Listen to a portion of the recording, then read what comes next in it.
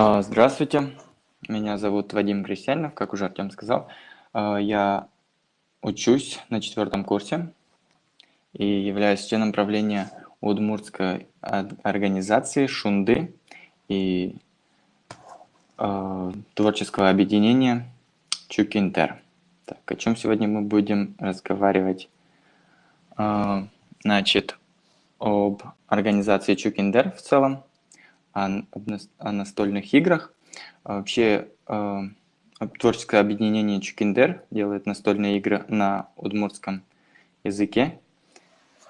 Так, да, наш слоган это «Дырде шонирен орчты», что в переводе с удмуртского языка, то есть «проводи время правильно» или «с пользой». Вот. Вообще, заметили, наверное, что наш логотип это вот свеколка, такая надкусанная справа, то есть как Apple и вообще. Причем тут тогда свекла, да? Угу. Начнем с того, что я живу, то есть живу сейчас в Ижевске, но я родился в Граховском районе. И вообще свекла, это в переводе с удмуртского, это горд кушман на самом деле. Но у нас как в диалекте это называем мы чукиндер. Вот. Для меня это самое обычное слово на самом деле, и ничего не представляет какого-то сверхъестественного, но когда вот то есть к моей сестре приезжали друзья, в частности, вот Богдан Анфиногенов, знаете, наверное, его как Муржол Андеграунд, Уллапала поэт и многое другое, можно продолжать про него. Вот. Он был так сильно удивлен этому слову «чукиндер» и как-то обещал, что когда-то напишет стихотворение там, где будут последнее слово будет «чукиндер». Вот. И даже когда дарил свой сборник «Айшет будущего», там было написано «Алине» и несколько слов диалектных, ну, в том числе и чукиндер. В этот момент я учился еще в гимназии имени Кузибая Герда, 10-11 класс, и для меня тот период был очень интересный в жизни, и я решил сделать себе псевдоним Чукиндер. Ну, то есть в Инстаграме, там, ВКонтакте Вадим Чукиндер. Как-то очень глупо звучит на самом деле. И даже немножко накидал в Paint вот изначальную форму вот этого надкушенного овоща, так сказать. Я использовал как водяной знак для моих фотографий в Инстаграме. То есть я люблю фотографировать иногда. Вот. Так и Инстаграм мой был Чукиндер. Так, и дальше вообще это слово, можно сказать, наверное, произошло из тюркского языка, наверное. Я точно не знаю, но есть некоторые догадки. Например, как-то раз я загуглил, просто написал Чукиндер и напоролся на очень интересную запись, вот эту. То есть тут написано, что поздравляем Чукиндер о том, что он получил 60 баллов на экзамене. И видим как раз вот на фотографии какой-то араб, да.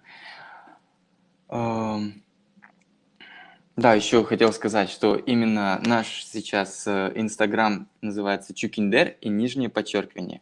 Потому что Чукиндер занят, такой никнейм, именно каким-то арабом. И, видимо, может это какой-то псевдоним его или вообще какое-то имя. Ну, я вот не знаю, так прошелся чуть-чуть поверхностно по этому вопросу, так что не могу утверждать. Следующий вопрос, который мы затронем именно почему настольные игры. Вообще, почему мы начали этим заниматься. Вот. А здесь вот я хотел начать с одной цитаты из художественного фильма «Начало», где Леонардо Ди Каприо снимается в роли Коба. Он спрашивает, какой самый живучий паразит? Бактерия, вирус, кишечный глист? Идея. Она живучая и крайне заразна. Стоит идее завладеть мозгом, избавиться от нее уже практически невозможно. Я имею в виду сформировавшуюся идею, полностью осознанную, поселившуюся в голове. Вот. К чему это я? Я думаю, что это как-никак подходит именно о том, как зарождалась наша идея с маленького зерна, так сказать, в моей голове. И прорастала с каждым днем и уже не могла, наверное, уйти из головы. А это, значит, начиналось все с чего? Так, сейчас вернусь сюда. Начиналось все с детства, когда я еще очень сильно любил настольные игры, играл. У нас в детстве с сестрой было достаточное количество настольных игр. Мы играли почти каждый вечер, как и развлекательные, так и познавательные. И уже в гимназии, в 10-11 классе, в гимназии имени Кузибая-Герда, я жил в общежитии. Мы тоже часто очень собирались в одной из комнат с одноклассниками и играли, например, самую обычную игру, это вот «Мафия». И в Ажудыр игры еще не было, мы просто играли. И также настольные игры были как и подарками для меня, и как бы и моим друзьям. Я тоже дарил частенько настольные игры. Вот. И следующим этапом зарождения идеи была Коми-мафия. В 17 году, в феврале, на День родного языка, Анайкалдынналыс, Шунды организация организовала вот такое интересное мероприятие Коми-мафия на удмуртском языке. Вот. Я уже тогда был в правлении Шунды и тоже как организатором участвовал. И, конечно же, мы играли. Вот, был такой тематический вечер. Вот, там девушка вся переодетая. Основой игры является вот тоже как бы мифология Коми. Вот на фотографии можно заметить Вогула. Это что-то типа чертенка, что ли. Вот. Есть еще Мича Йома, это вот колдунья, Тышка Чищ. На самом деле я Коми язык не знаю, если что. И с помощью этой игры знаю несколько слов, допустим, персонажей игры, и все. Так. Вот, и именно с Шунды организации, наверное, началось все, когда мы даже собирались с правлениями на собрании. После собрания мы очень так любили куда-то сходить или там же где-то играли именно в эту игру. Очень часто, практически после каждого нашего собрания. Следующим этапом же это будет, наверное, поездка в другие страны, как Эстония. В Эстонию я ездил в каком году? Это было в 2017 году, да, уже в сентябре. Я ездил с студии народного танца Чебеляй, тоже при гимназии. Я туда хожу уже с 10 класса, по 4 курс, сейчас уже вроде как не хожу, Ну, если будут там большие концерты, я тоже буду участвовать на репетиции и выступать. Ну вот. А так мы ездили в Торсхаллу. Торсхалла 700. Ну, это деревня в Швеции. Э, Исполнялось это даже городок, наверное, я не знаю их расценки. Город, деревня. Вот. Ну, для меня это была деревня, но вроде как город. Исполнялось 700 лет, это был масштабный такой фестиваль. А в Эстонию мы ездили, потому что у нас там друзья в городе Пярну, коллектив Каякас, что в переводе с эстонского это «чайка». Вот. Я там встретил игру, одну очень интересную, Пярну Memory Card. Игра очень простая. Я думаю, что это самая простая настольная игра на свете. То есть лежат на столе 50 карточек, 25 пар. И тебе нужно найти пары, запоминая, переворачивая по 2 карты, запоминая, где что находится. Piano Memory Card — это, как я сказал, очень простая игра. Она очень интересна тем, что дизайн у него был очень минималистичный. Мне очень понравилось тем, что там дизайн был такой минимализм. А картинки, конечно, это просто достопримечательности города, например, пляж какой-то. Что еще там было, если вспомнить? Ну, то есть здания какие-то, аквапарк и так далее. Следующая страна — это Минск, ой, точнее Белоруссия. Мы ездили в Минск по учебе, с направлением картография. Там в Минске есть картографическое производство, вот, и выездная практика у нас была там. И как-то случайно зашли в одну лавку, белорусскую лавочку. Она была очень схожа с арт-пространства «Сахар», может, кто помнит, если кто был в Удмуртии. Не знаю, какие года, сейчас уже нет, или Тарали лавка. Вот. Там было все похоже на лавочку Дарали. То есть и костюмы, там белорусские, здесь удмуртские, там вся вот продукция была. Я вот ходил по этому магазину, гулял, и как-то вот увидел настольную игру. Вот, и тут мне пришла идея, так, интересно, а вот у Даралита не было настольных игр. То есть все, что там было, я ходил, так, костюмы есть, открытки есть, магнитики есть, думаю, да, классно, то, что у нас тоже вот это было когда-то, сейчас уже нет. И встретил именно настольную игру, увидел, и понял, что да, вот в Удмуртии нет такого. Так, ну, я спросил, конечно, как в нее играть. Продавщица все объяснила на белорусском, я не стал ее тревожить. Сказал, да, все понял, хотя ничего не понял.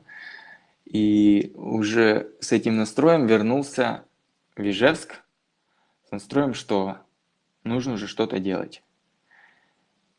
И со своими друзьями, вообще всем друзьям говорил, трындел, да, вот нужно вот настольные игры делать. В один прекрасный момент Августина, вот это, кстати, вот та девушка на фотографии, тоже в Шунде организации, она сказала, так, Вадим, хватит уже тебе трындеть, давай уже сделать что-то делать, а не болтать о своих планах. На следующее утро она создала беседу, пригласила туда несколько людей и сказала, так, встречаемся тогда-то, все, Вадим вам расскажет. И с этого момента мы создали вот такое творческое объединение, подумали, какие можно игры сделать, и поняли, что будет легче всего начать с игры «Мафия». потому что есть уже вот такой вот фундамент, так сказать, коми-мафии, и сделали игру Вожадыр. Вот. Это тоже мафия на удмуртском, с удмуртскими персонажами из мифологии и а, с сюжетом. Вожадыр, что это такое вообще Вожадыр? Это вот период зимнего солнцестояния, с 7 по 19 января. В это время из воды на землю выбираются злые духи, вожо, и делают свои нечистые дела. Вот поэтому после ночи люди стараются не выходить на улицу, особенно дети. 13 января сам вот этот пик Вожадыра, так сказать, ночь бешенства, нечистой силы и наиболее подходящее время для гаданий. Гадать-то тоже нужно в местах так, скопления вожо, на перекрестках 3 дорог, в темной бане или подполье, или же вообще в заброшенном старом доме. Так, именно это игра Вожадыр, да? Мы ее сделали на самом деле за месяц, наверное. Августина была, кстати, на фотографии тоже Августина и Лукерия Шихова. Вот. Эта уже фотография очень свежая, буквально в понедельник сделана. Не буквально, а точно сделана в понедельник. К этому вернемся еще. Так. Давайте я немножко про игру расскажу. Вообще, что в нее входит. Вот эта фотография сделана год назад, когда мы сделали игру, распечатали и презентовали ее в день Хэллоуина, то есть после Хэллоуина вроде бы, потому что в день Хэллоуина нам не разрешили, потому что было уже забронированное место в штабе городских проектов «Лифт». Не было площадки, да, и мы сделали как удмуртский Хэллоуин, тематическую вечериночку, игру «Мафия» на удмуртском, то есть игру Вожадыр. Вот. Немножко про... Так, немножко отвлекся, простите. Так, про персонажей. Первый персонаж, это один из самых главных персонажей в игре, это Палысмурт. Это половинный человек, однорукое, одноногое, одноглазое существо. Палысмурты имеют огромный рост или же способность изменять размеры тела. Так же, как Нилосмурт и Лудмурт. Они несколько глуповаты, очень смешливы, любят смешить других, могут защекотать до смерти, любят кататься на лошадях, которые пасутся ночью на лугу. Вообще, в удмуртской мифологии, на самом деле, палысмурты, они не такие уж и злые, они не представляют такой угрозы жителям деревни, но они не очень любят охотников и вообще тех, кто любит ходить один гулять в лесу. Не могут напугать, ну или же в худшем случае, конечно же, защекотать до смерти. Еще очень интересный факт про Палысмурта, то что его невозможно убить, так как если его разрубить пополам, то из каждой капли крови Палысмурта, которая упала на землю, возрастет еще один Палысмурт. Вот. Следующий персонаж... да, Палысмурт это в игре, значит, он щекочет жертву до смерти. То есть мафия, да? Следующий персонаж это Алангасар. Алангасар это древние великаны в удмуртской мифологии. Алангасар это гора, а леса для него травы. Люди это мелкие насекомые. И подобно Атланту он достает до небес, согласно преданию.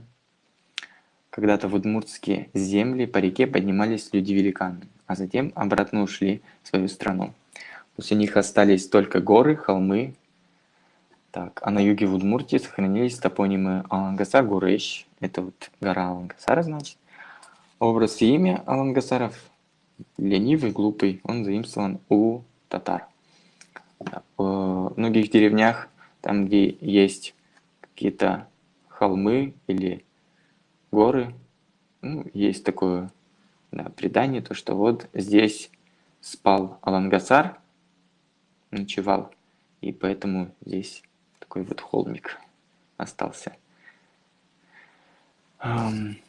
Да, в игре он как комиссар, так как он очень большой, может наблюдать за деревней издалека и может увидеть среди игроков, кто Паласмурт. Вот. Он проверяет жертву, то есть не жертву, а одного человека, и ведущий говорит, прав ли он или нет. Ну, то есть ищет он Паласмурта. Так, Вуныл. Она на самом деле очень редко встречается в удмуртских мифологиях, так как является это персонажем славянской мифологии, но нашу Вуныл называют Вумуртлен Нылыс, то есть дочь водяного. В удмуртской мифологии больше встречается Вумурт, то есть водяной. Вунул – это вредоносный дух, появляющийся в летнее время в виде длинноволосой женщины в злаковом поле, в лесу, у воды, способный защекотать человека насмерть или утопить в воде. Так, в поверьях они кидались людям в людей камнями, щекотали до смерти и топили. Так, соблазняли молодых людей, парней, заманивали их на глубину. Вот. В игре она дает алиби, да, то есть она выбирает какую-то жертву и проводит с ней ночь в болоте. То есть на следующее утро, ночью, ой, точнее, да, утро, нельзя будет голосовать за того, кому Вуныл сходила ночью. То есть потому что они ночь провели в болоте. Значит, он не мог убивать никого. Так, Убыда.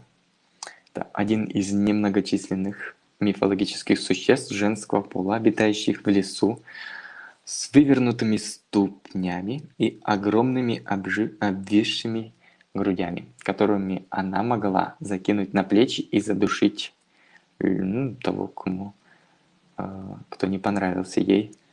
Вот. Такой образ в удмуртской мифологии появился благодаря нашим языковым братьям-марийцам. Вот. У них тоже есть такой же персонаж, это Овда. У нас Обда, у них Овда. Вот. Ночью она варит зелье, и кого она напоит этим зельем, кого она напоит зельем, тот на следующее утро вообще не сможет разговаривать. Вот. Это такая же красотка или реальная красотка? Я думаю, что нет. Вот. Потому что она, в описании, в книгах, в описании ОБД есть один факт, то что у нее огромные обвисшие груди и вывернутые ступни. Так что я не думаю, что она такая красотка. Ну вот, он ответили там. Так, Пилящ. На самом деле, да, в любой деревне найдется какая-то бабушка, которая с какими-то тайными словами излечит все болезни. Считается, что магическая целительная сила передается из поколения в поколение. И только 7-й ребенок является особенным. Вот. Людей в деревне, которые обладали какими-то способностями сверхъестественными, называли, подразделяли на колдуны, это вот ведынь, говорят на удмуртском, и туно. Вот. Туно, пилё, пилящ, вот эти вот, они больше как люди, которые могут излечить какую-то хворь, снимать порчи. Вот. А колдуны, они же могут гадать там, обворожить кого-то и так далее. Так, и следующий персонаж, последний уже, это Коркакужо. Это, просто домовой. Вот. Представлением удмуртов это мужик пожилых лет, всегда ходящий в тулупе, вывернутом наружу. У него есть семья, жена и многочисленные дети, любящие шалить в пустой избе и поиграть с хозяйством. Так, считалось, что при переходе в новую избу дома нельзя оставлять старой, иначе он пошлет несчастье на дом и его обитателей. Вот. На самом деле, когда мы переезжали в деревне новый дом, я не помню, как мама заманивала Коркакужо. Я не буду врать, но мне кажется, ну, где-то я слышал, но не могу проверить этот факт сейчас, что просто нужно из старого дома зазывать печенькой, там, конфетками, типа, идем ко мне, за мной, и вот, зайти в новый дом. Так, вот эти вот все представленные иллюстрации нам нарисовал Леонид Бусыгин, наш друг. То есть, так как мы в организации Шунды, мы знаем творческую молодежь удмуртскую, знаем, кто может рисовать и так далее. Вот Леонид, один из тоже активистов Шунды, вот, помог нам и нарисовал вот таких вот персонажей, которые мы разрабатывали вместе с командой. Вот так. Сейчас мы с этой игрой делаем турнир. Ну, прямо сейчас идет турнир. Вот, в понедельник был первый этап. Вообще турнир делится на 3 этапа, на самом деле. Это был второй, значит. Первый – это квалификация, когда мы запустили турнир, и все желающие записывались и проходили квалификацию. То есть мы набрали 30 людей, разделили их на 3 группы по 10 человек, и каждый понедельник декабря, то есть 9, 16, 9, 16 и 23 мы проводим полуфиналы. Вот первый полуфинал уже прошел. Вот это фотография с полуфинала. Людям очень понравилось. Все просили еще, хотели, ну, им не хватило на самом деле, да. Существует там балловая система. То есть, если ты выигрываешь, хорошо играешь, там какие-то аргументы интересные, интересно разговариваешь, то мы начисляем баллы судьи.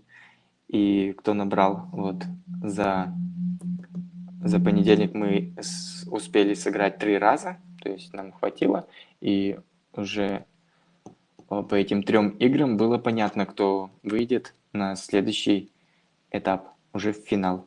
Финал, кстати, пройдет 13 января, в самый пик Вожадыра. И он будет не просто как игра, а как шоу. Ту же Дорали, которую я отмечал ранее, она сказала, что будет гадать после игры. Вот, ну, перед всеми, там, кто захочет остаться, будем вместе с ней гадать где-то. Жалко, что не в бане. Ну, найдем место где-то, не знаю. Ну, следующая фотография тоже с прошедшего полуфинала. Такс. Сейчас я расскажу немножко о концепции и разработке игры, как мы ее создавали. Вот игру Вожадыр именно. Какие у нас были проблемы. Так как я сказал, что мы ее сделали за месяц, то есть за вечер мы придумали персонажей, и их роли, что они будут делать. Сразу написали художнику, он начал работу. Да, все, ну, Леонид, он тоже знает удмуртский, он все вот эти вот мифы, сказки, он с ними знаком, поэтому ему было не так уж и трудно, допустим, знать, как примерно выглядит полысмурт, Алангасар, Вуныл, Абыда и так далее. Но самая главная ошибка для нас, то, что у нас были очень маленькие сроки. Мы, да, хотели вот именно к Хэллоуину придумать мероприятие, а это нужно еще распечатать, написать правила, описание, запустить вот эту группу, саму творческое объединение Чукиндер. Нужно было сделать еще логотип. И ошибка была вот в том, что у нас вот было очень мало времени, и мы уже типа, ладно, сойдет, потом исправим, но ничего не исправили уже после этого. Вот. Технические проблемы в основном при печати.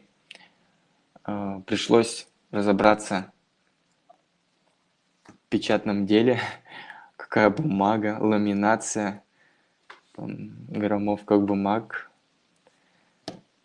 толщина ламинации и так далее. Нужно обязательно по макетам, что-то там, очень много нюансов. И хорошо, что у нас есть знакомый Юрий Мишкин, он помог очень хорошо. Ну, я с ним знаком лично, вот. И с ним как другу ходил, и он мне объяснял все это дело. Вот. Наверное, перейдем к следующей игре, которая называется... простите, давайте скажу, что развивает именно вот эта игра в Важадыр. Вот. Это, во-первых, как и все, наверное, настольные игры, сближает коллектив и, конечно же, развивает удмуртскую речь, потому что главным условием нашего турнира, который мы сейчас проводим, было свободно владеть удмуртским языком. Потому что все доказательства, все претензии к другим людям говорились на удмуртском. И то есть, когда выходишь из своей зоны, из зоны комфорта просто, когда тебя все все думают, что ты там полысмурт, и тебе приходится защищаться еще и на удмуртском языке. Вот. Носителям языка это как бы легче, а те, кто изучает, они стараются, конечно, все на удмуртском, но включают в свою речь русские слова. Вот. И, то есть цель наша это турнира именно развить удмуртский язык среди вот даже носителей языка, потому что язык забывается, и мало мест, где можно свободно разговаривать на удмуртском. То есть, если у меня даже есть друзья, я буду с ними разговаривать на удмуртском, но есть люди, у которых очень мало знакомых, которые разговаривают на удмуртском, именно в Ижевске. То есть, да, в деревню он поедет и будет разговаривать, а в Ижевске нет. Так. Да, удивительно много парней, как для удмуртской тусовки. На самом деле это именно в этот день было заявок. Ну, то есть мы спрашивали каждого игрока, который зарегистрировался и подал заявку, спрашивали, когда ему удобней. То есть в 7 часов либо в 9 декабря, 16 или 23. И так получилось, что 9 числа было 8 парней и двое девушек. Или две девушки. Блин, у меня плохо с русским, простите. А, Тут Лукерия Шихова и Августина, они не в счет, они как организаторы. Они мне помогали. Вот. Интересует мнение Вадима. Так, вот как раз вопрос, в какой форме можно еще подключать языком в игре, если речь идет о... Так, можно ответить чуть позже об этом, да? Так, и я хочу перейти к следующей игре, которую мы уже сделали. Это «Дечь-перепечь». Когда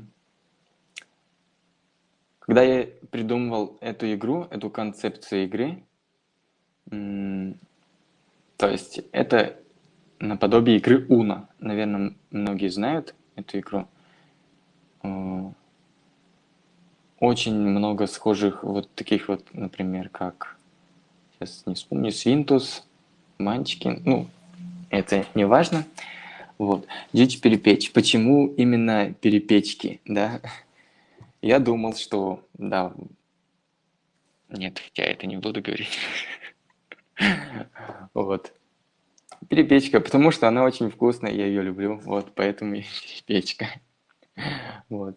Рисовал нам эту игру, рисовала Марина Степанова, тоже активист Шунды. Она сейчас, блин, я не скажу, сколько ей лет, но она не так уж и старше меня, и в Шундыкаре, это лагерь для удмуртской творческой молодежи, школьников, она была уже не просто каким-то вожатым, а специалистом.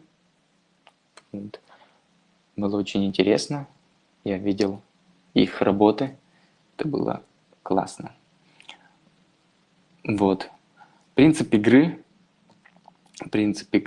значит, собрать самую большую перепечку. Вот. Перепечка начинается с теста. В левом нижнем углу есть перепечь валтес, тесто. Она сначала кидается на стол, и дальше идут ингредиенты, какие вы захотите, какие вам по душе. Например, здесь можно добавить после карточки теста с зеленым кругом только зеленые начинки. Любые зеленые начинки. Или вот же, допустим, грибочки губиос, они вот вдвоем, типа два брата. И у них функция такая, то что у них есть два цвета, и можно любой использовать. То есть следующий пойдет грибы, потому что у него есть половина зеленого. Дальше можно желтую, тоже любую. Можно зелень, яйцо, молоко и так далее. Либо же одинаковые начинки. Допустим, если дальше пойдет молоко желтого цвета, то на молоко желтого цвета можно добавить любое молоко, то есть либо синий, либо красный, либо зеленый, можно и желтый, и либо желтый другой, желтого цвета любую начинку. Вот. Когда уже наберется достаточное количество начинок, можно кинуть печку. После печки уже можно забрать себе эту перепечку. Вот. Каждый игрок должен собрать эту перепечку, и побеждает тот, у кого самая большая перепечка. Перепечки могут уменьшаться благодаря карточке муха. Она может кушать вашу перепечку. Допустим, я могу кинуть моему сопернику муху, и с каждым ходом его перепечка будет уменьшаться. Многие говорят, что да, классно, очень сближает коллектив, но когда ты своим друзьям кидаешь подряд мухи, очень несколько мух, тебя начинают ненавидеть. Вот. Так что и в мафии тоже в Ажадыре, когда ты будешь говорить, да, я думаю, что это ты полысмурт, и потом говорят, ты что, мне не друг? Вот. Классно сближает коллектив.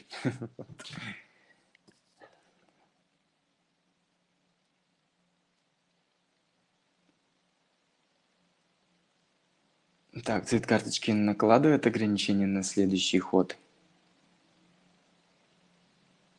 М, Да, вроде бы. Ну, то есть на красный можно класть красный, на желтый можно класть на желтый и так далее с каждым цветом. То есть как в Uno, либо цвет цифра, а тут либо цвет, вместо цифры у нас начинки. Как получается новый цвет, и именно в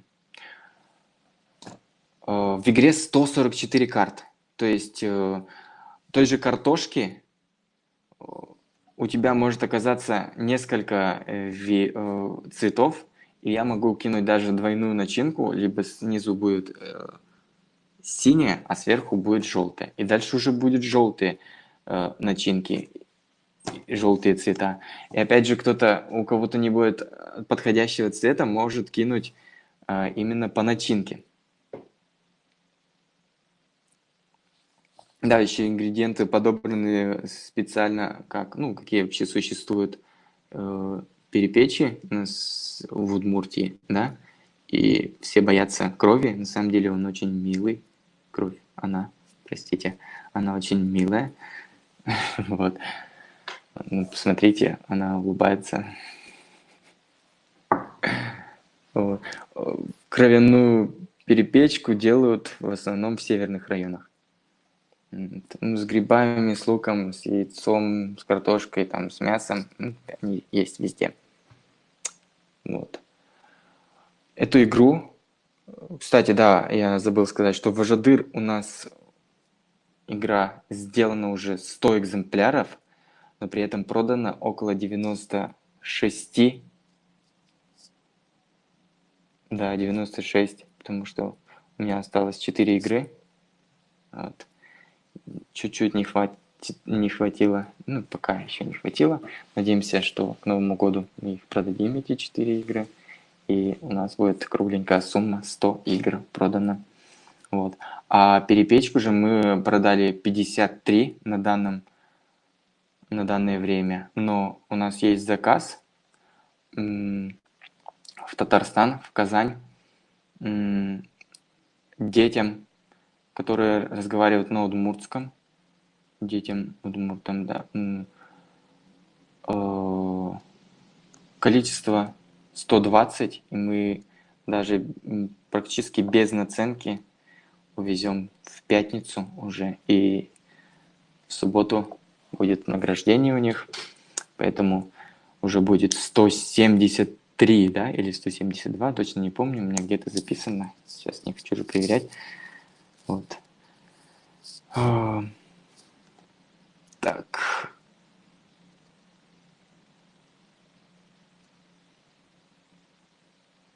Так, насчет фонда президентских грантов мы с вами поговорим тоже чуть позже. Так, есть там что сказать, да?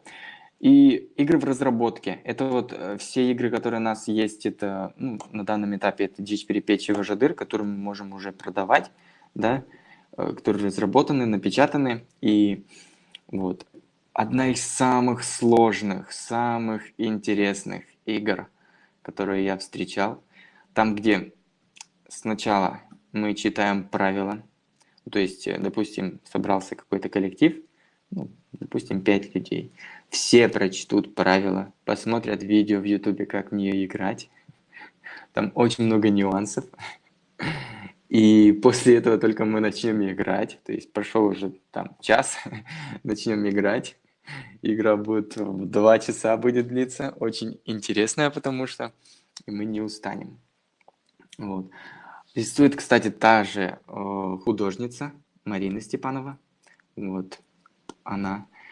Я у нее попросил даже сегодня, я говорю, есть что-то показать сегодня на вебинаре. Она сказала, да. Это, кстати, гора Байгурещ. на фоне. Тоже с удмуртскими мифологическими персонажами. Там практически все персонажи существуют, потому что тоже очень много карт. И задача у вас сделать заклинание. Видите, тут собрано 3 карточки. Вот, вам нужно собрать заклинание из 3 карточек. Слева заводила, тут есть. Ну, мы еще не перевели на удмуртский, поэтому она написала, видимо, заводила. Вот. Вторая карточка наворот. И третья это приход. Можно заметить, что этот богатырь какую-то суперсилу огоньком там палит. Вот. Даже не буду пытаться объяснять эту игру, потому что вы ничего не поймете, но она настолько интересная и богата именно вот мифологией удмуртской. Очень интересная игра. Вот. Дальше следующая игра. Это будет пантомимы. Простенькая игра. Сейчас тоже еще рисуется. Практически уже все готово на самом деле. Ну, главная проблема на данном этапе это в реализации наших игр это деньги. Вот. Про печать и деньги тоже позже поговорим. Ульяна Архипова, тоже активист Шунды. Она вот как раз вот, если Марина Степанова была в лагере как специалист, я у нее спросил, кто сможет нарисовать мне игру. Она сказала, без сомнений, то будет Ульяна Архипова. А Ульяна была как ребенок. Вот. Она училась у Марины. Вот. Пантомимы. Игра супер простая. Она больше как для детей, так сказать.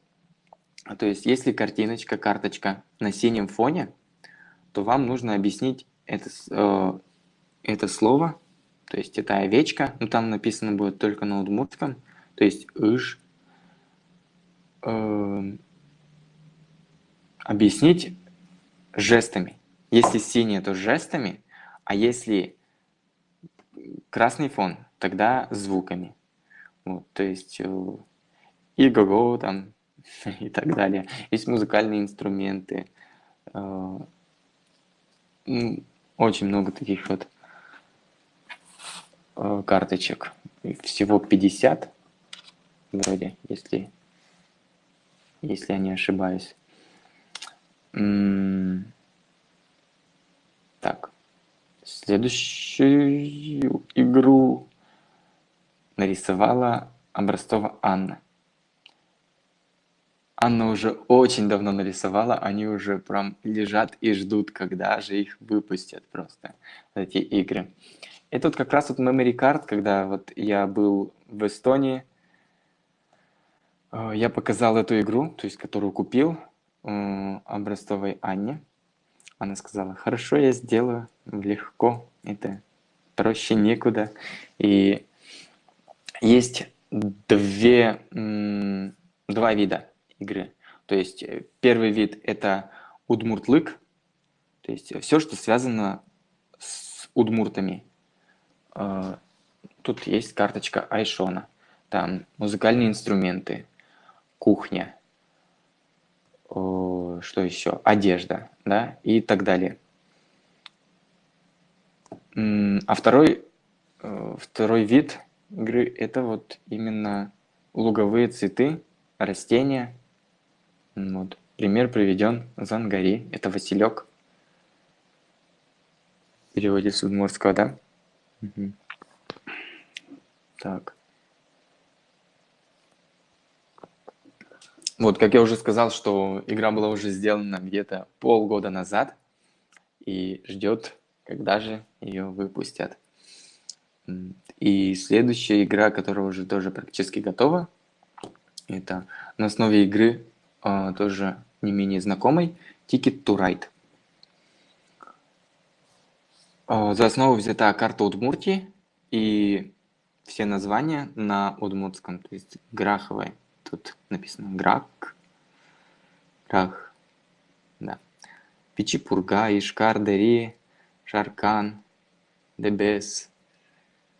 Вот такие названия. Я тоже думаю, что это лишнее объяснять правила игры, потому что я не умею. Кстати, эту игру нарисовал я сам. Вот, как картограф. Вот. Взял топографическую карту за основу, сделал, ну, то есть мы работаем в программе QGIS, MapInfo, там, но это тоже не очень-то и важно. Вот, и основу я сделал, то есть рельеф, границы и вот эти вот точечки населенных пунктов. Все я это сделал в программе картографическом. Вот. А дальше работал уже в фотошопе. То есть по краям видно счет, то есть фишечками будете ходить 1, 2, 3, 4, то есть выигрывает тот, кто больше всего набрал или же дошел до финиша, там 83, да, 83 именно. Вот.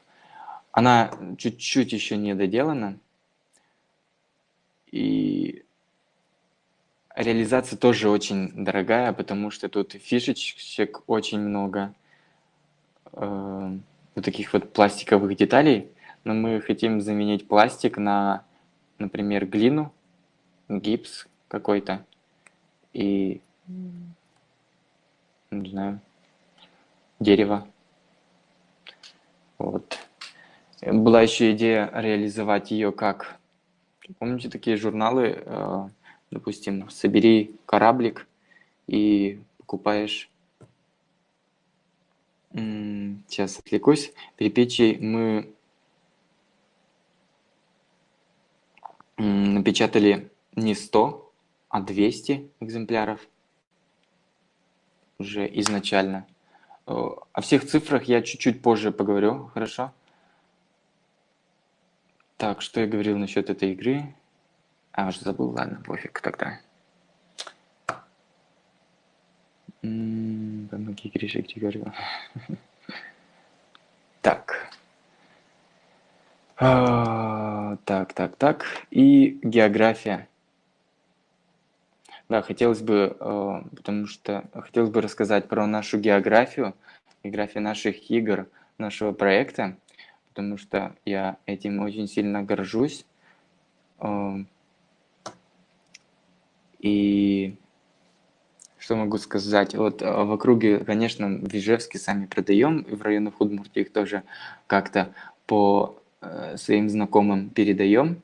В Пермь мы тоже через знакомых. Вообще вся доставка наших игр всегда была через знакомых. То есть ни разу еще не ходил на почту и говорил вот туда-туда отправить. Вот, такого не было. В Уфе живет, даже не в Уфе, наверное, не в Нефтекамске, она живет моя одногруппница. В Екатеринбурге мои родственники. В Перми кто-то тоже покупал. В Ижевске понятно. В Набережных Челнах тоже мои родственники. В Казани тоже кто-то покупал и увозили там. И еще увезем, да, здесь перепечки, там 120 штук. В Москву. Первая игра в Москву поехала вместе со мной уже где-то через 3 недели, даже через 2 недели, наверное, после того, как мы сделали Вожедыр, я ездил в Венгрию и оставил Ольге Урасиновой одну игру. Вроде бы одну, а может и два, честно не помню. Это было очень давно. И так, я говорил, что я в Венгрию ездил, вот, в Будапеште и в Сегеде тоже у нас есть игры. Наверное, продали около 8 перепечек, нет, 10 перепечек и 8 игры Вожедыр. В прошлый раз так, ездили еще не я, конечно. Я скажу, кто, чуть позже. Вот. Финляндию, Санкт-Петербург и Таллин. Вот. И хотелось бы отметить именно вот благодаря благодаря чему наша география наших игр увеличилась. Это удмуртский блогер Лукерия Шихова. Вообще просто огромное спасибо ей. Она, наверное, сейчас смотрит. Не знаю, можно посмотреть даже. Да, она смотрит. В один момент, когда мы напечатали уже игру «Дечь перепечь», продали сразу около 10 игр в Венгрии, потому что там моя сестра еще училась. Я продавал здесь, в Ижевске, ходил, ну это было лето, ходил на всякие фестивали, то есть там Гербер и так далее.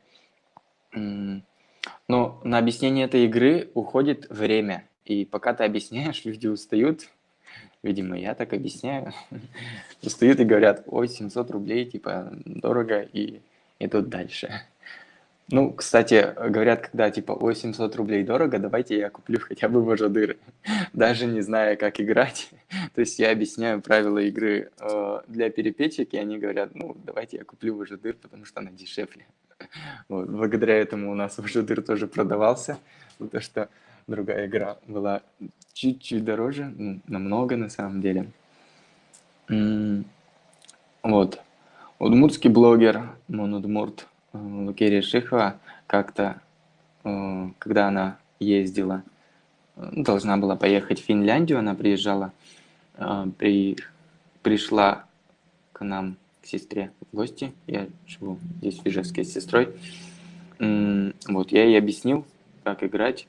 Она выложила множество сторисов, пост и так далее. И все просто начали писать, и у меня мозг просто взрывался, потому что Лукерия мне писала: так, Вадим, пришли деньги, это типа в Москву там и так далее. Я такой: да, записываю вроде бы, да.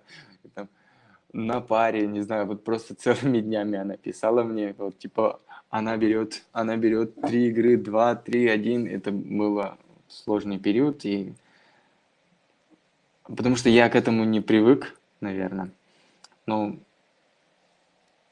в итоге все равно как-то очень было радостно. Это был новый уровень, так сказать, именно продажи через Инстаграм, через блогеров и так далее.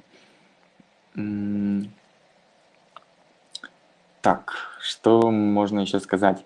Давайте немножко про разработку и вот эти вот циферки. Да, как я раньше говорил, что приходилось разобраться в нюансах печатания. То есть, например, есть офсетная печать и цифровая печать. Цифровая печать — это вот, ну, допустим, просто обычная печать, которую вы будете печатать на 1, 2, 3 листочка, там, ну или больше. А офсетной печатью в основном печатают газеты просто в крупномасштабном крупномасштабных тиражах. И когда мы разработали игру «Дечь перепечь», как говорил, 144 карт внутри, плюс коробка, правила игры. Я пришел и сказал: я хочу, ну, давайте 30 экземпляров игры. Мне посчитали и сказали, что одна игра будет 1500 рублей. И в этот момент я понял, да, вот если я сделаю 1500 рублей, да, за сколько ее вообще продавать, если я куплю эту игру за 1500 рублей? Вот. И мы искали решение, и он предложил офсетную печать, то есть от 200 экземпляров. И тогда общая сумма одной игры получилась около 500 рублей. То есть тогда мы хотя бы смогли добавить туда 200-250 рублей наценки и продавать ее. Вот так вот. Коробки. Кстати, коробки — это отдельная тема. Коробки мы покупали в Ижевске. Ой, что я говорю, не в Ижевске. Как раз вот не в Ижевске. Микро гофрокартон. В Ижевске я ходил на предприятие, мне сказали, ну, если закажешь 10 тысяч штук, тогда твой заказ можно принять. А там 100, 150, это вообще типа иди там, мальчик, гуляй где-то. А почему-то в Москве можно типа на сайте найти, спокойно купить, заказать от 50 штук там, не знаю. И заказали в Москве, нам разрезали, напечатали. Потом сестра как раз вот по пути забирала эти коробки. Так. Ну, то есть, да, примерная сумма одной коробки это вот 34 рубля тут. Ну, на самом деле, чуть-чуть меньше, наверное, 30 бывает. Так, так.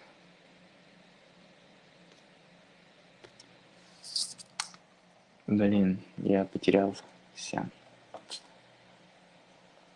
Рассказал, как делают, ну, напечатали карточки, коробки, и вот эту игру «Деть перепечь», 200 штук мне на это деньги дала мои родители. Дали. Общая сумма получилась на 95 тысяч рублей. И слава богу, мы как бы сейчас уже откупимся. Надеюсь, когда вот 120 штук продадим за по оптовой цене, так сказать. Вот. И тогда уже у нас будет какая-то сумма на следующую игру. Вот. Как я говорил, что пантомимы и memory card, они больше такие как детские, и мы решили, мы писали проект для них, фонд президентских грантов, писали и не дописали, потому что недавно конкурс закончился, 25 ноября.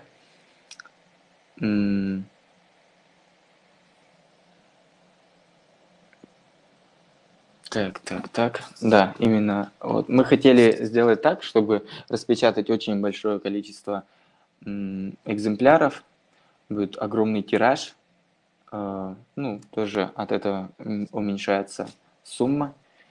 И так как это фонд президентских грантов, мы не сможем его продавать. Ну, это пусть, потому что мы хотели все это раздать в школы и куда? Ну, всякие учреждения, ну, например, библиотеки и так далее, музеи там. Но как-то в один момент в Миннатсе нам сказали, что типа не могли что-то новое придумать хотя бы. Сказали, что удмуртских настольных игр полно, и об этом весь мир знает. Я удивился, спросил, какие еще настольные игры, потому что я вот не знаю, кроме своих настольных игр, это «Деть перепечь» и «Вожадыр», и те, которые разработаны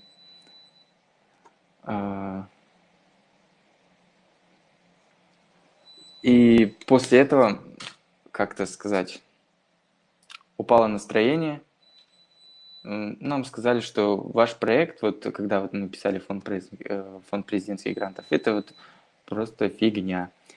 И, наверное, поэтому еще и не дописали. Вот. Вожадыр мы продаем за 300 рублей, да. Честно, не помню, вот, ну, 150-200, наверное, вот. Ну, печать игры Вожадыр. Вот не буду врать, простите, вот не знаю, честно. Ну, там намного все дешевле, как бы там вообще все прекрасно.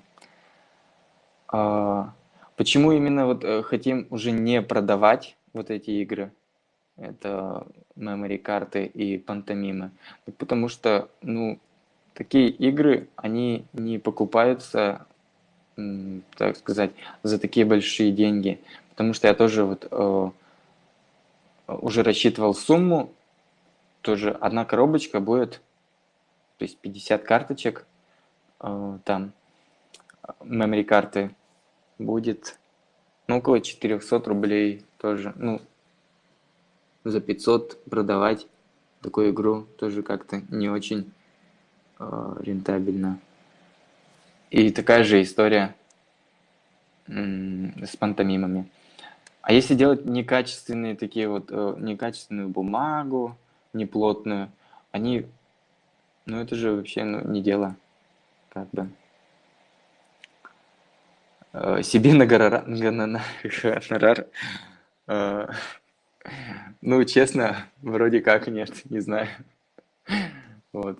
Еще один выход из нашей ситуации, то есть это именно битва магов, более молодежная игра и Ticket to Ride.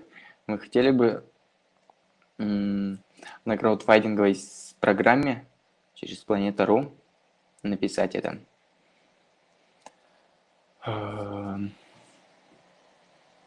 Да, вот сейчас вот в Ижевске будет проходить лекция 14 декабря в субботу. Как раз я туда уже записался. Участвую в конкурсе репостов на бесплатную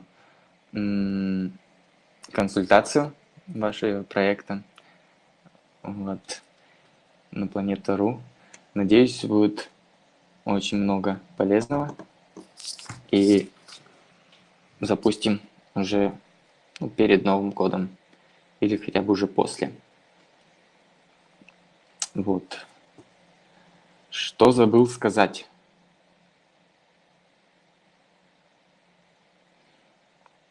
Так, если будете делать новые тиражи дыры и перепечи, планируете добавить какие-то элементы, новые элементы.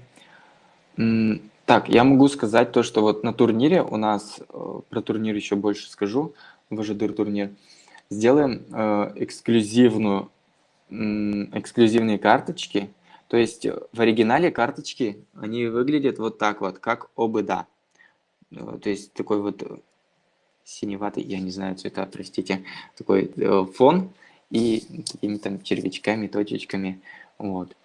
Как-то хотелось бы помрачнее, потому что это как, все-таки Важдыр, и хотели сделать вот с таким дизайном. Черный фон, звезды, это будет, как так сказать, Deluxe Edition, только для победителя, ну не победителя, ну, то есть призера, наверное, потому что главный приз хотели сделать статуэтку Палы Смурта, вот, этого Палы Смурта, глиняного, с глазурью сверху, с глазировкой, не глазурью, о боже. Так, ну и, а так, допустим, мы уже после первого тиража Важадыра чуть-чуть добавили, допустим, мы поменяли правила игры, потому что у нас их так таковых не было в коробке. И у тех, кто покупал, мы всегда писали, типа, а правила где, типа, как в нее играть? Вот. Видимо, из-за того, что мы торопились и вообще забыли прописать то, что вот наступает ночь, там, вот это вот все. А почему именно так, на карте между... Так, я говорил уже, что это недоделанная карта. Тут, где двойные, они будут разных цветов. Вообще тут не будут только белые. Будут разноцветные, красные, синие и так далее.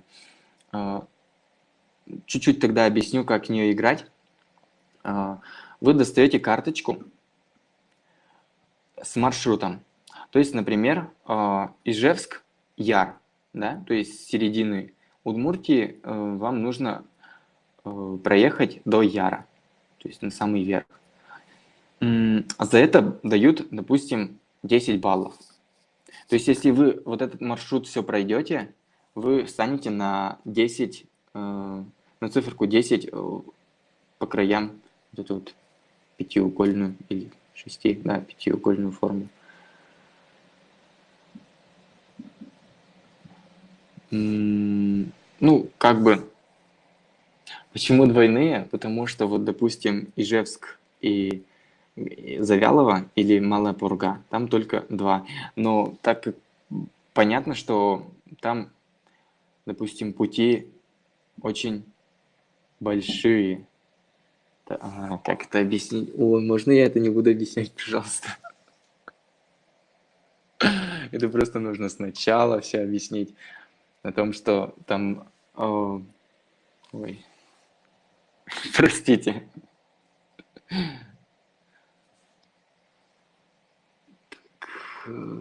Так, реально далек между народами.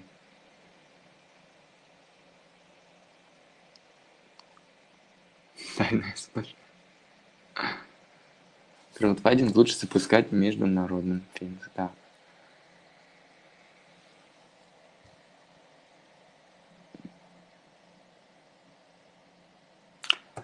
Я, честно, не знаю, что еще сказать. Если Лукерья тут, может, ты мне скажешь там что-то. Она, наверное, знает.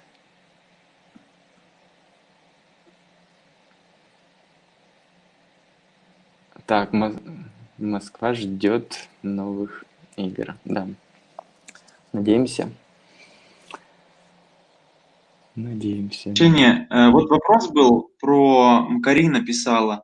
Хотели вернуться к вопросу о неговорящих. Насколько я понял, у нее вопрос такой, что сейчас предусмотрено, что вот игры для тех, кто владеет удмуртским языком. Есть ли какие-то способы поиграть в нее для тех, кто не владеет удмуртским языком или слабо владеет? Мгм. Может ли игра выступать способом как бы вовлечения таких людей? Если я правильно понял, вот Карина просто в силу Так. специфики своей деятельности очень этим интересуется. Мгм. Про это скажи, пожалуйста. Так, да, конечно. Ну, во-первых, на всех карточках написаны и удмуртские названия, и русские названия. Я так сказал, потому что мы хотели именно в Ижевске сделать вот такую удмуртскую площадку, чисто удмуртскую, где можно было разговаривать на удмуртском, там, защищаться, доказывать свое мнение, там, и именно на удмуртском. А игра может существовать как и на английском, и на русском. Даже правила, например, вожадыра, они на 3 языках. Частенько в Удгу приезжает на курсы летнего языка, там удмуртский изучает, русский, и частенько выходим с ними играть, например. И тогда действительно изучение, так сказать, удмуртской культуры и немножко языка. Вот. Как и в Перепече. Ну, Дичь Перепечь пока существует только на 2 языках. Это удмуртский и русский. А английские правила мы не сделали еще. Так. На слайде 18 с табличками 4-5. Что это значит? Так. А. Да. Всего игроков 10, значит, всего цифр... Каждый игрок это дурацкое начало. Допустим, я могу обращаться к Никите, да, его знаю имя, он игрок номер 5. Я могу сказать, что я не хочу играть с игроком номер 5, потому что я думаю, что он мафия. Вот именно когда в разговоре можно использовать вот эти вот цифры. Или же, когда полусмурт выбирает жертву, и он показывает либо цифру 3, либо показывать, ну, пальцем показывать, ну, это как-то не очень прилично, вот поэтому вот это вот придумано было. Придумано не мной, если что. Это есть удмурт не удмуртская, просто мафия, турнир. Вот. Вся концепция оттуда взята.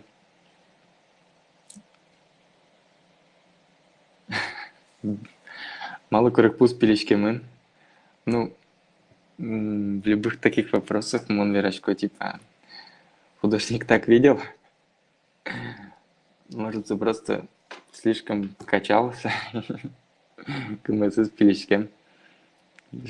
Варгорон мощный.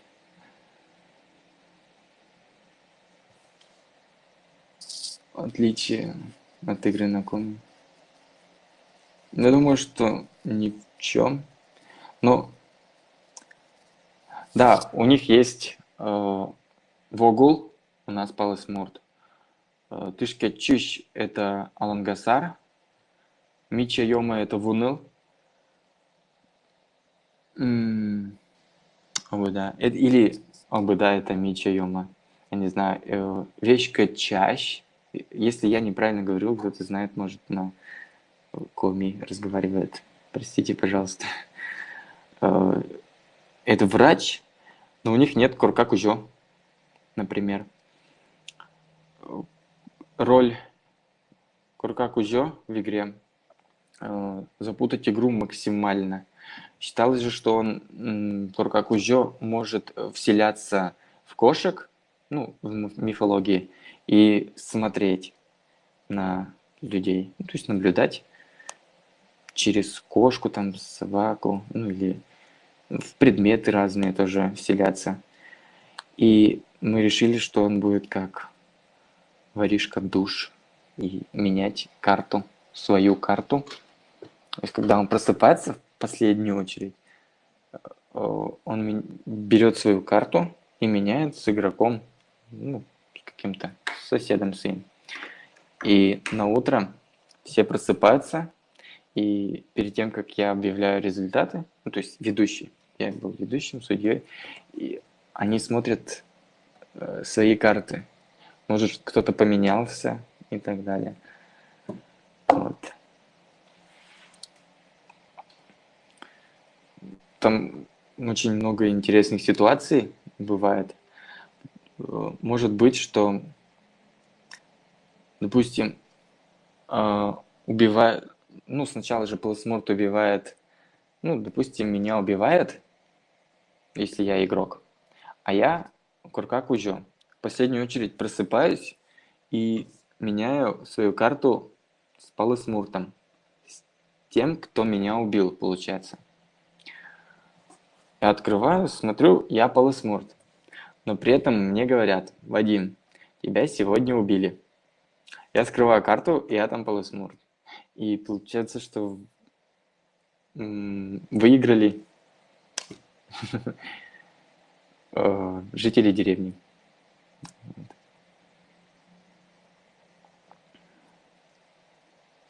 Жадыра по числу карт. В Ажадыре 17 карточек, то есть максимальное количество игроков это 17.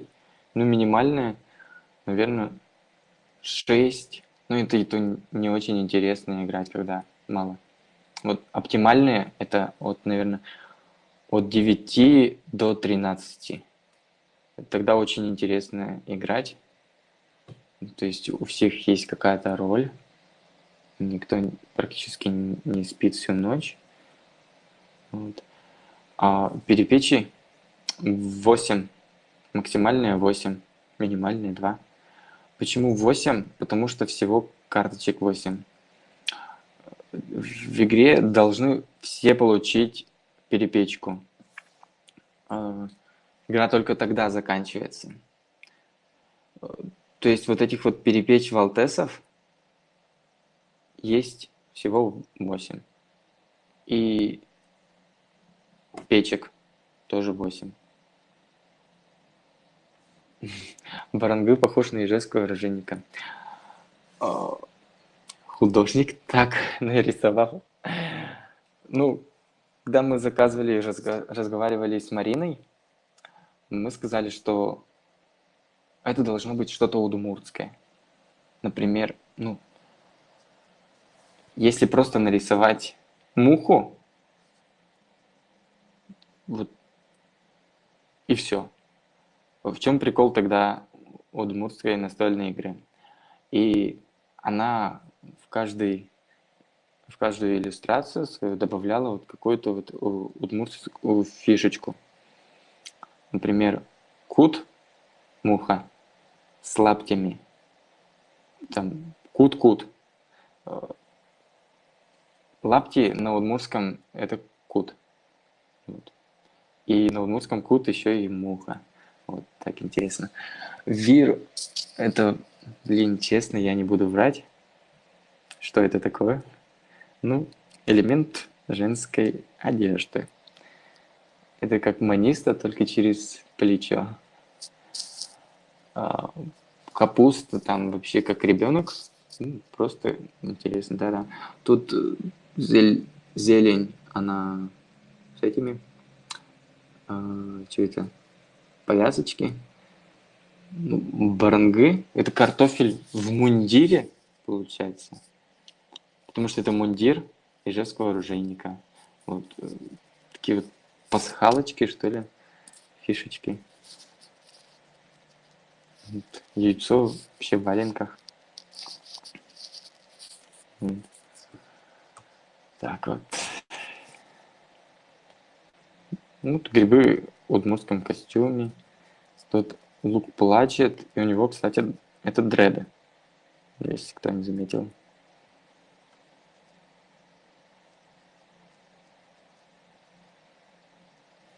Вот.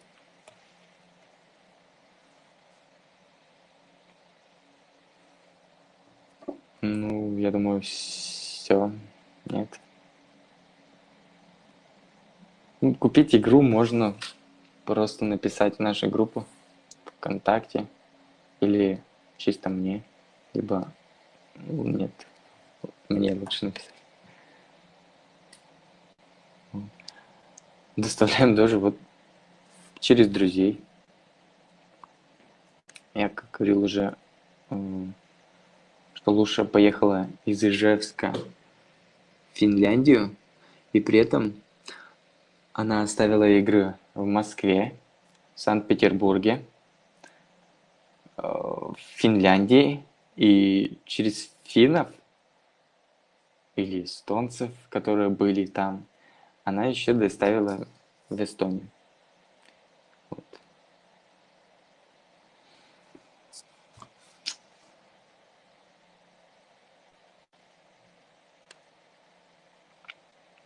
Вам спасибо за то, что присутствовали здесь. Никита Соприн даже здесь.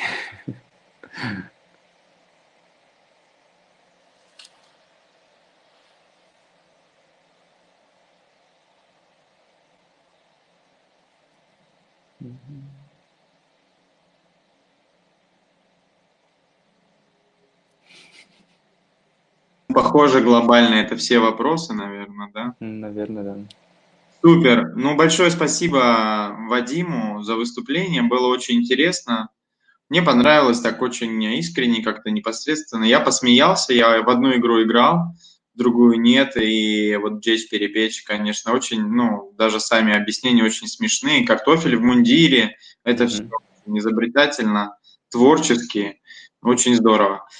Всем спасибо, кто сегодня был с нами. Пожалуйста, обращайтесь к Вадиму напрямую. Мы по итогам этого мероприятия сделаем видео и отправим вам ссылку на видео и отправим также эту презентацию. В этом году, 2019, мы заканчиваем с вебинарами, уходим на каникулы и встретимся с вами уже в 2020 году, где будет много разных интересных, полезных мероприятий. Спасибо всем большое. До скорых встреч. До свидания.